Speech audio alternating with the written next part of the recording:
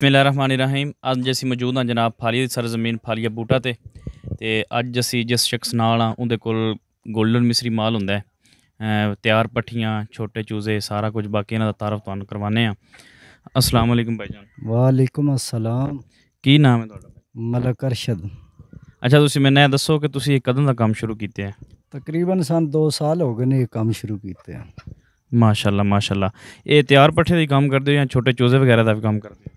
ਅਸੀਂ ਅੱਗੇ ਆਪ ਵੀ ਫੇਰੀ ਲਾਉਂਦੇ ਰਹੇ ਹਾਂ ਤੇ ਹੁਣ ਅਸੀਂ ਤਿਆਰ ਪੱਠੀ ਦਾ ਵੀ ਕੰਮ ਕਰਦੇ ਹਾਂ, ਛੋਟੇ ਚੂਜ਼ੇ ਦਾ ਵੀ ਕੰਮ ਕਰਦੇ ਹਾਂ। चलो जी, बड़ी गल है माशाअल्लाह। ते एह दस्सो कि एह तुसां हुण तक कितने सेल कीते ने इस सीजन दे? ਇਸ ਸੀਜ਼ਨ ਦਾ ਕੋਈ ਅਸਾਂ 300 ਮੁਰਗੀ ਸੇਲ ਕਰ ਦਿੱਤੀ ਹੈ। ਤਕਰੀਬਨ ਸਾਡੇ ਕੋਲ ਹੁਣ 50 ਕੁ ਪੀਸ ਬਚਿਆ ਹੈ। मसलन कि इस फलाग चो सिर्फ तुहाडे 50-60 पीस ही है?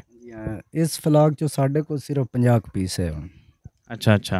तो यह दसो, जो छोटा चूजा होंदा है, ए ग्रेड जो होंदा है, मसलन कि डे ओल्ड का, मसलन एक दिन का, वो तुहाडे कोल असीं मंगवा सकने? ਚੂਜ਼ਾ ਢਵਾਨ ਲੱਭ ਜਾਦਾ 120 ਰੁਪਏ ਦਾ ਢਵਾਨ ਚੂਜ਼ਾ ਮਿਲੇਗਾ ਏ ਗ੍ਰੇਡ ਦਾ। तो ये जी हूँ फिलहाल तैयार पट्ठी है, बिल्कुल अंडा स्टार्टर है।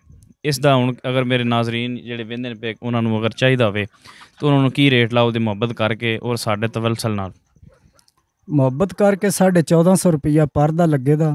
बेहतरीन है पट्ठी है, तो आंडा देंदी है पी स्टार्ट है बिल फुल हल्दी पट्ठी है, कलरफुल पट्ठी है तुहाडे सामने।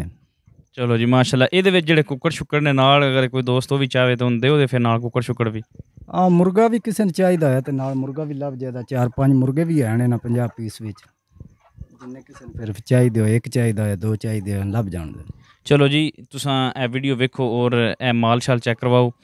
तो उस तो बाद जोड़ा आ कि बिल्कुल हल्दी माल है, तो इसका आ है कि फुल कलरफुल है। बाकी भाई होरां को दूसरा तुहाडा नंबर भी लैके दिन्ने आं, अगर किसी दोस्त नूं चाहिदा होवे तो जनाब भाई होरां नाल राबता करे और राबता करके जनाब आ जाए। तो अरशद साहब, तुसीं अपना नंबर दसो।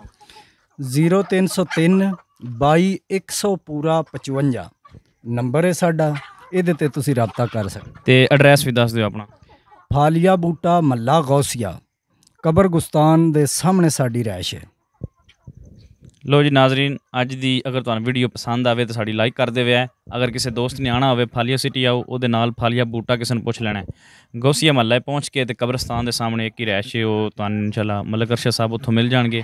और किसी ने अगर छोटा चूजा चाहिए हो, वड्डा चाहिए हो, स्टार्टर चाहिए हो, तैयार चाहिए हो, इन्हां नाल राबता करो और तुहानूं ये हो सकता है कि इंशाअल्लाह होम डिलीवरी भी देण। मतलब तुसीं माल इत्थे मुकांदे हो, इहदे कोल पिंजरा शिंजरा मोटरसाइकिल सारा कुछ चीज़ां हैं, ये तुहाडे घर तक छड्ड के भी आवेगा। उहदा पेट्रोल दे तुसीं पैसे दे देने ने ते बाकी ये तुहाडे कोल माल पहुँचा देगा। तो वीडियो पसंद आवे तो लाइक करें, शेयर जरूर करें जी। बहुत शुक्रिया, जज़ाकल्लाह।